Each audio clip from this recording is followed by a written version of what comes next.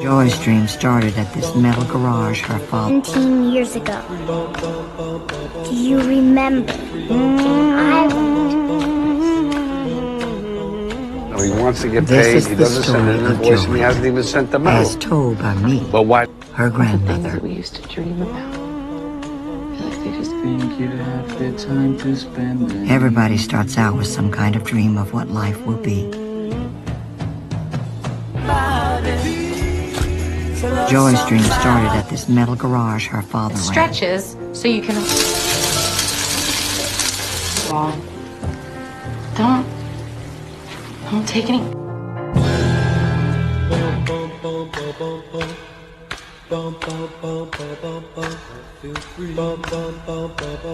So, a single mom. This is the story of Joy, as told by me, her grandmother.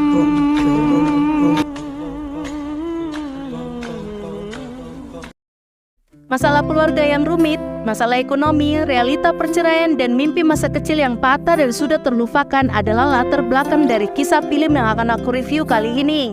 Film ini memang disusun berdasarkan kisah nyata dari seorang perempuan bernama Joy Mangano.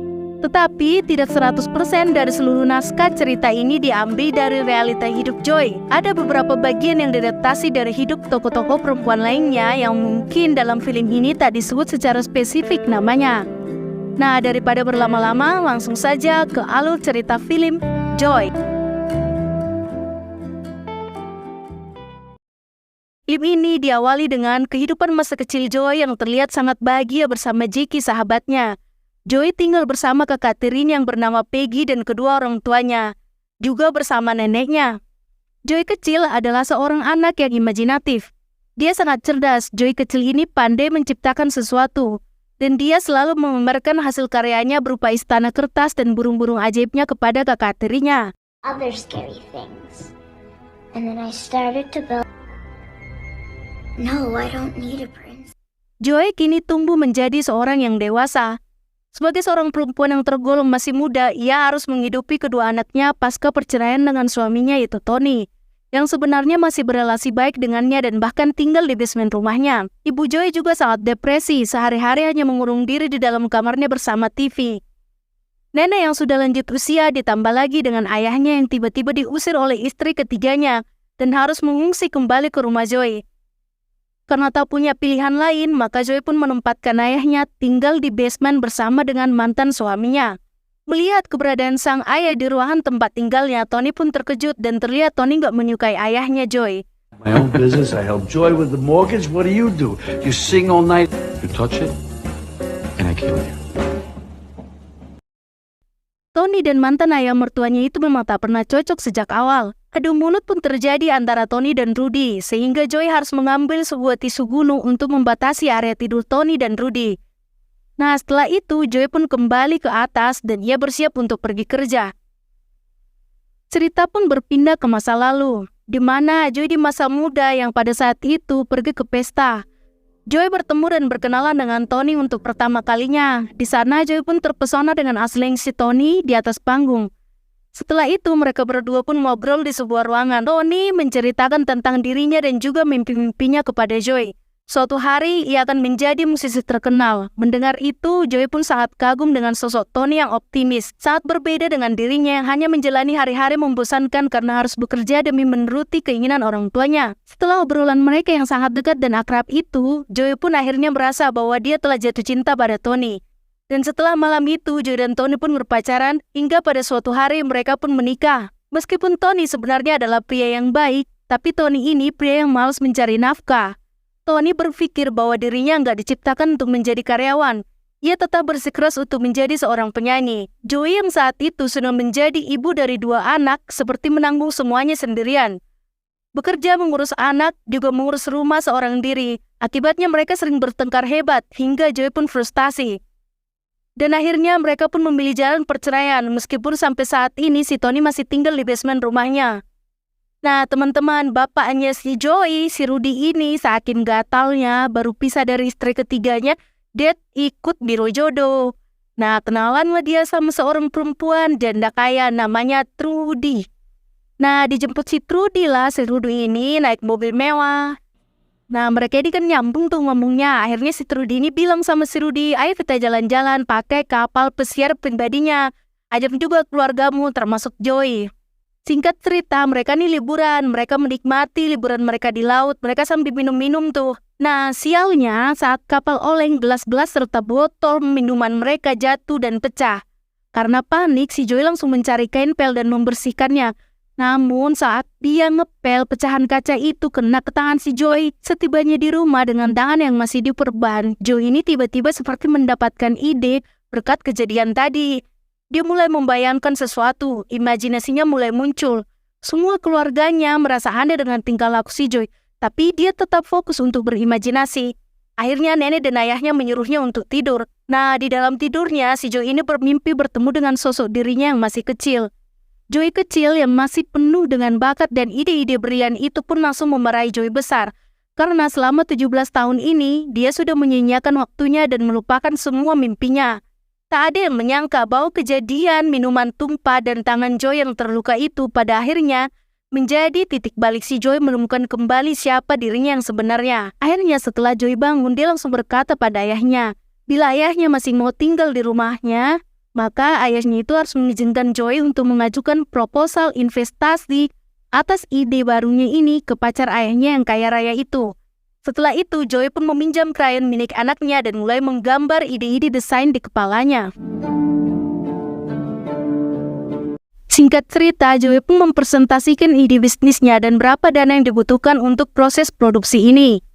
Dan ternyata ide cemerlang Joy adalah sebuah desain baru alat pel yang nantinya alat pel ini akan memeras dengan sendirinya tanpa perlu diperas langsung oleh tangan. Jadi gagang di pel itu nantinya tinggal ditarik dan otomatis air di kain pel itu akan terperas sendiri. What to call it? The cup, which is connected to, but not on loose open ends like hair. It's one continuous. Setelah presentasi yang panjang lebar, si Joy ini pun mendapat pertanyaan dari Trudy. Ia menanyakan 3 hal pada Joy. Pertanyaan pertama adalah, di mana Joy sekolah? Pertanyaan kedua, siapa Joy saat di sekolah? Dan pertanyaan terakhir adalah, bila di dalam satu ruangan hanya ada Joy dan saingan bisnisnya, dan di sana ada pistol, apakah Joy berani untuk menambahkan pistol itu kepada lawan bisnisnya? Mendengar pertanyaan itu, Joy pun menjawab dengan singkat, saya akan menembaknya. Nah, akhirnya, Rudy pun sepakat untuk meminjamkan sejumlah modal untuk Joy. Dan Joy juga mendapat izin penggunaan sebagian areal bengkel ayahnya itu untuk melakukan proses produksi.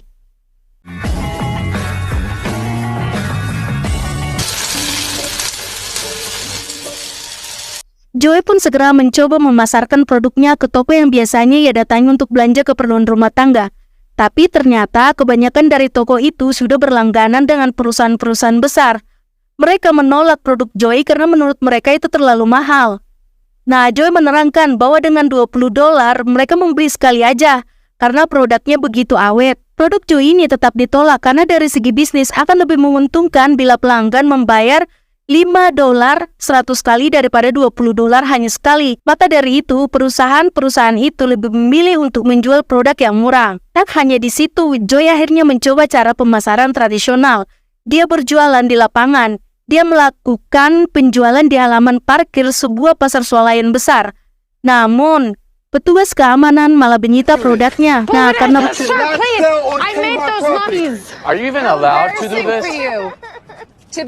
karena frustasi, Joy pun akhirnya pulang ke rumah dan menangis. Kemudian sang mantan suami, si Tony, merasa simpati dengan perjuangan mantan istrinya.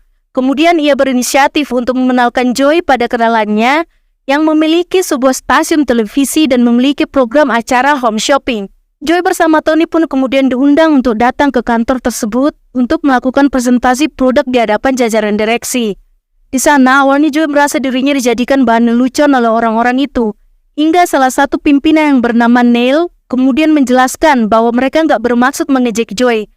Neil kemudian menceritakan kisah dirinya di dunia bisnis sama seperti yang Joy alami saat ini. Sampai akhirnya Neil ini tertarik dengan produk serta kegigihan Joe. Lalu meminta Joe memproduksi 50.000 alat pel untuk dijual di program TV miliknya. Mendengar itu, Joe ini sangat girang bukan main. Can you make 50,000 of these mops by next week? Dia juga sangat kaget pas Neil mengajaknya menyaksikan proses syuting live acara home shopping di studionya.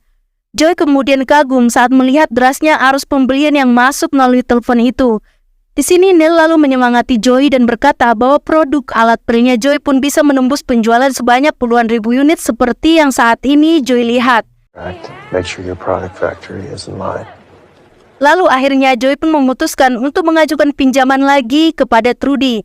Awalnya Trudy tidak mau, tapi karena si Joy ini berhasil meyakinkan si Trudy, akhirnya Trudy pun memberikan pinjaman lagi kepada Joy. Hari yang dinanti-nantikan pun tiba, saatnya produk alat pel Joy disiarkan di acara home shopping tersebut. Semua keluarganya serta sahabatnya pun nonton bareng acara TV, dan berharap acara itu akan sukses, dan Joy bakalan kebanjiran orderan.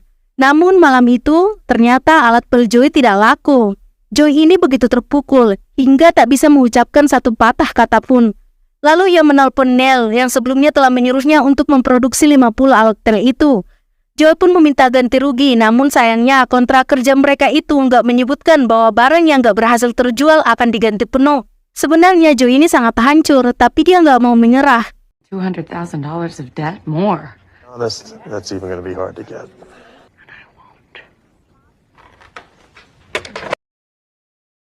Dia meminta untuk memberinya satu kesempatan lagi dengan syarat harus dia sendirilah yang membawakan demo alat pel itu dan menjadi host di acara home shopping. Tapi Neil langsung menolak karena bagaimanapun juga kalau orang yang gak biasa depan kamera yang dipenuhi dengan lampu, maka orangnya akan gugup dan justru malah merusak acara itu. Nah, si Joy ini terus-menerus meyakinkan si Neil. Maka Neil pun akhirnya mau mengizinkan Joy. Sampailah di mana hari Joy menggunakan kesempatan keduanya. Pada awalnya si Joy ini dandani layaknya artis, tapi dia mengganti pakaiannya dengan pakaian yang sehari-hari. Karena menurutnya alat yang ia promosikan hari ini adalah alat pel, jadi dia harus berdandan sebagaimana mama di rumah. Nah, tibalah giliran Joy disorot kamera. Di situ Joy langsung terpatung. Joy nggak tahu harus berbuat apa dan berkata apa sampai Neil itu benar-benar khawatir dan terus mencoba menyadarkan Joy. Neil is my boss. Say something. Joy, we have a call. Akhirnya ada sebuah telepon masuk yang ternyata telepon itu adalah dari sahabatnya Joy. Ia berpura-pura mendengarkan tentang alat pel yang sedang dijual dan dipegang oleh sahabatnya ini. Nah, disitulah Joy akhirnya tersadar. Seketika itu Joy langsung lancar dalam bicara. Ia menjelaskan alat pel ciptaannya di depan kamera. I don't have to touch this disgusting mop. Be no regrets, no returns. I have my heart. Nah, setelah sesi itu berakhir, Joy ini benar-benar senang bukan main dan sangat berterima kasih pada Neil. I guess you could say we're friends in commerce. Hari demi hari pun berlalu. Bisnis pel yang dimiliki Joy ini terus meningkat pesat. Suatu hari angka pemesanan meningkat sangat cepat, yaitu 90.000 kali pemesanan. Namun, setelah acara itu selesai, Joy mendapat kabar bahwa neneknya telah meninggal dunia. Joy sangat sedih karena neneknya lah satu-satunya orang yang selama ini percaya bahwa dia bisa menjadi wanita yang sangat hebat. Keesokan harinya setelah pemakaman selesai, Joy ini mendapatkan kabar bahwa pabrik tempatnya membuat alat pel itu secara sepihak menaikkan harga produksinya. Si Joy ini akhirnya memutuskan untuk pergi ke California sendirian. Dia pergi ke pabrik pembuatan alat pelnya. Di sana dia protes sama pemilik pabrik. Kenapa seakan-akan mereka memeras Joy di saat tahu harga pemesanan itu meningkat. For your overcharges and your mistakes. Joy pun meminta melihat ruang di mana desain alat pel itu diproduksi. Tapi malah dilarang. Nah, si Joy ini nggak langsung kehabisan akal. Ia pura-pura pergi ke toilet. Lalu saat dia pergi ke toilet, Joy pun langsung menemuin sebuah ventilasi.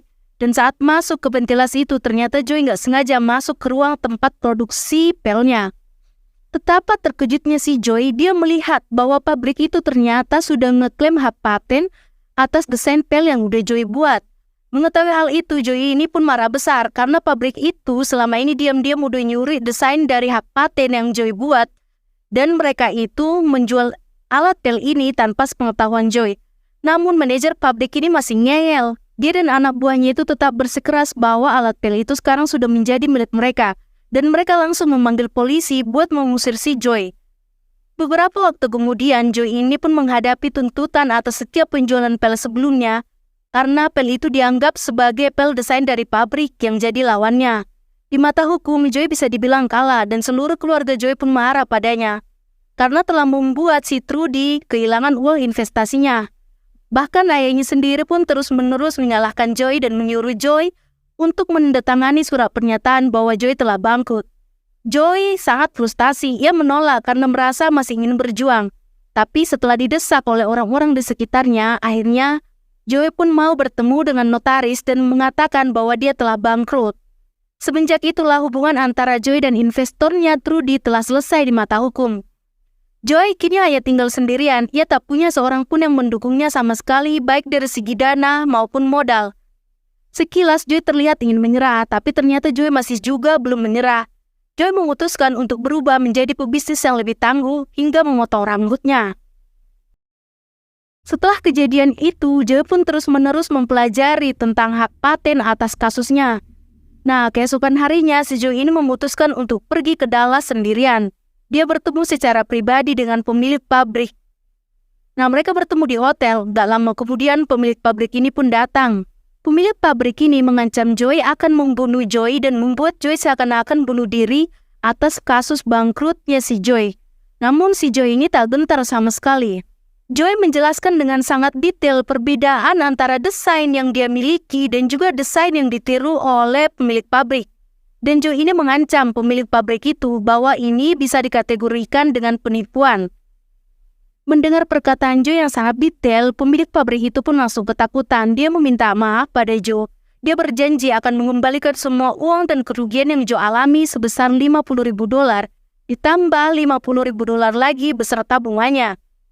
Joy pun lalu berkata bahwa dia nggak berniat untuk melanjutkan kasus ini ke ranah hukum asalkan si pemilik pabrik itu mau menandatangani surat pernyataan yang udah dibuat Joy. Nah, akhirnya Joy pun menang hak paten atas alat pel yang dia miliki. Dan sekarang dia nggak terikat sama siapapun termasuk Trudy. Sekarang dengan uang yang dia miliki dan juga hak paten yang dia miliki, semua kembali menjadi miliknya. Nah, di akhir film, Joy ini diperlihatkan sudah sukses besar. Ternyata penemuan dari Joy bukan hanya sampai pada alat pelnya. Ia juga menemukan kembali beberapa peralatan rumah tangga yang lebih membantu para ibu rumah tangga. Hingga akhirnya dari semua penemuannya tersebut, Joy mendapatkan lebih dari 100 hak paten dengan namanya sendiri. Sekarang Joy ini menjadi bos dari perusahaannya sendiri dan mantan suaminya Tony menjadi penasehat dan orang kepercayaannya. Nah, si Joy ini juga membantu para penemu pemula lainnya untuk mengembangkan penemuannya dengan fasilitas yang baik. Joy pun menepati janjinya, ia berteman baik dengan Neil. Neil ini memberitahukan satu rahasia untuk menghancurkan bisnis si Joy. Joy berkata tidak pernah tahu bagaimana nasib kehidupannya ke depan. Sebab semuanya itu penuh dengan misteri dan akan selalu membawa Joy dengan keadaan yang tidak terduga dengan sendirinya. Nah, film pun berakhir. Dari film ini, kita belajar banyak hal bahwa sebenarnya kesuksesan yang dicapai oleh Joy itu tidaklah instan. Jatuh bangun yang dialami telah membentuk sebuah karakter strong woman di mana tuntutan hidup dalam menanggung beban keluarga mendorongnya untuk berusaha keras dan tidak menyerah. Seorang Joy menunjukkan bahwa dia seorang perempuan yang menolak membatasi kapasitas dirinya. Dia yakin dan tetap berusaha untuk menggapai cita-citanya. Oke teman-teman, sekianlah alur cerita dari film Joy. Semoga kalian suka dan jangan lupa tetap semangat, pantang menyerah ya. Sampai bertemu kembali di alur cerita film lainnya. Dadah!